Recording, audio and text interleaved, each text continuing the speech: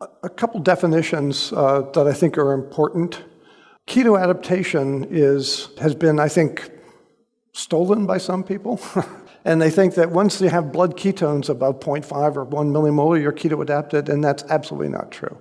Keto adaptation is a very complex process, depending on which parameter you track in terms of adaptation, whether it's ability to do regular activities of daily living, whether it's ability to do endurance sport, whether it's the adaptation of the kidneys to dealing with the change in organic acid balance in the body. It can take from weeks to months. And it's not something that is just a function of having ketones circulating in the blood. Medical nutrition therapy, and that's what we're now calling the treatment that we've been using and demonstrated effective in the VERTA treatment. Most of our patients, I'll show you the data, are able to maintain nutritional ketosis for the better part of a year, but not all of them maintain it for beyond the first year, but they're still restricting carbs. It's very individualized. And so the individualization of personal intake is a very important component of this process. And then the part of VERTA that I make no claim to, but which is absolutely critical to the safety and success, is the remote continuous care.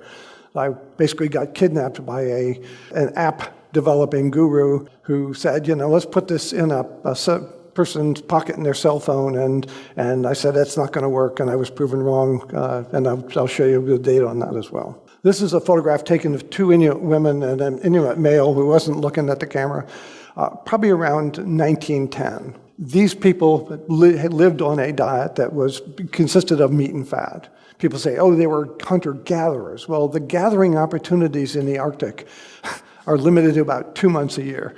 And the berries that you can find, the lingonberries, are so sour that most people refuse to eat them. So these people were essentially pure carnivores. With a great degree of humility, I will say these two women knew more about a well-formulated ketogenic diet and how to do it with the foods available to them than I will ever know. They carried with them 2,000 years of the experience of the modern Inuit in the Arctic. And they had figured out, they weren't scientists, but as Dr. Palmer said, there's an art and a science. They knew more about the art of nutritional ketosis than I will know.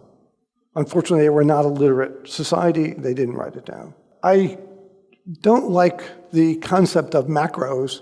This is the kind of the outline of fat, protein, and carbohydrates that one would consume as part of a well-formulated ketogenic diet when one is at weight maintenance. And this is a really important point. If you start a ketogenic diet and you're losing weight, the macros of what you take in aren't the macros of what your body's burning if you're burning fat, because you have to add that fat to this metabolic energy expenditure. So people say, well, what macro should I follow in a ketogenic diet? And I say it depends. It depends on what your goals are, what your metabolic tolerances are of carbohydrate, and what stage you are in the process if you're in the process of losing weight.